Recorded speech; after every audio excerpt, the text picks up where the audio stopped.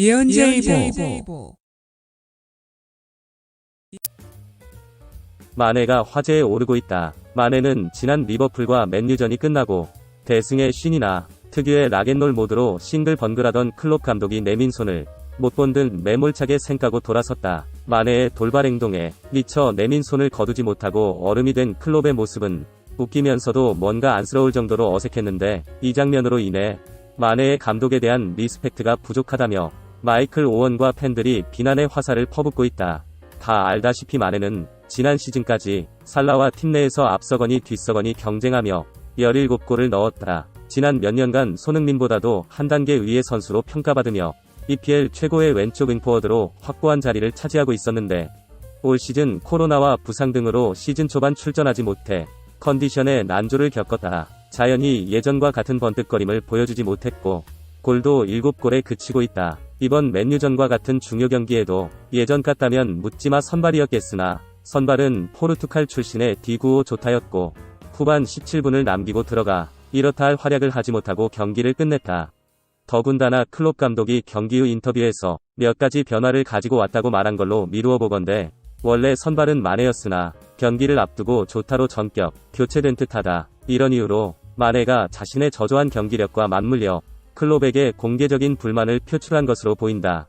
사실 경기 후 안젤로티 감독이 내민 손에 장갑까지 벗고 악수를 하던 예의 있는 손흥민과 굳이 비교를 하지 않더라도 자신의 팀 캡틴에게 저런 식으로 불만을 표출하며 카메라 앞에서 무안을 준다는 건 유럽에서도 매우 이례적이다. 사실 이번 시즌 이후 리버풀은 큰 변화가 예상되고 있다. 최근 몇 년간 EPL 최고의 선수였던 살라 역시 얼마 전 구단이 재계약 제안을 하지 않고 있다며 언론에 공개적으로 불만을 표출한 바 있다. 유럽 프로축구 시장에서는 통상 계약이 2년 남아있는 선수에게 계약기간 이후에도 같이 일할 생각이 있다면 구단은 계약 연장 제안을 하는 게 일반적이다. 손흥민에게 올 시즌 초부터 토트넘이 계약 연장 제안을 해서 협상을 하고 있으며, 당연히 살라와 같은 EPL 최고 선수에게는 벌써 연장 계약의 제안이 들어갔어야 하는 게 통례다.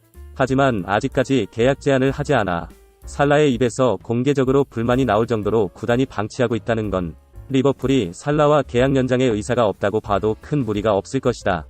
아울러 마네 역시 지난 시즌 초 이적을 심각하게 고민한 바가 있으며 현재와 같이 클롭과의 관계가 최악으로 가고 있다면 아마도 마네 역시 올여름이 지나고도 리버풀 유니폼을 입고 있을 확률은 매우 적다고 봐야 될 것이다. 정리하자면 최근 몇 년간 프리미어리그 최고의 삼각편대로 불리던 마누라 라인의 고공비행을 팬들이 볼 수 있는 건 향후 단 3경기밖에 없을 듯하다. 마네의 대체자 이야기 역시 많이 나오고 있는데, 우선 조타가 잘해주고 있으며 또 바셀에 덴벨레를 영입한다는 설 역시 있다. 여기다 하나 더, 손흥민도 좋은 카드일 것임이 분명하다.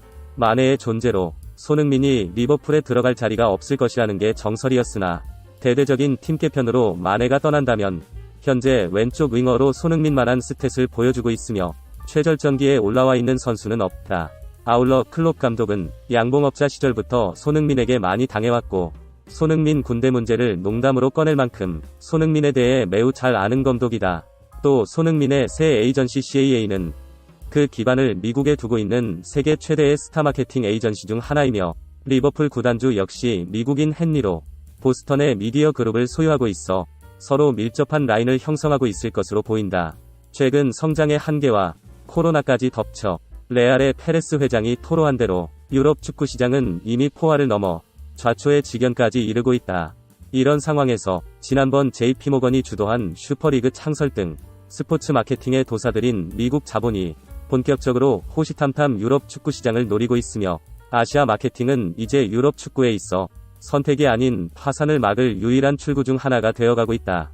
의와 같은 여러 주변 상황에 퍼즐을 맞춰본다면 실용적인 미국 자본에 의해 움직이고 있는 리버풀 역시 예전과 달리 아시아 마케팅이 적극적인 행보를 보일 수밖에 없다. 점점 미나미노는 실패했으나 현존 최고의 아시아 마케팅 상품이며 피치 위에서도 매우 유용한 손흥민은 리버풀 입장에서도 마다할 이유가 없는 선수일 것이다. 이런 이유들로 인해 팀 개편과 함께 손흥민의 영입 역시 리버풀이 우선적으로 고려할 카드가 될 수 있을 것으로 보인다. 자, 올 시즌이 끝나고 리버풀의 대대적 개편이 있을 거라 생각되면 좋아요를, 기존 마누라 라인을 계속 유지하리라 생각되면 싫어요를 눌러 우리 모두의 생각을 확인해보자.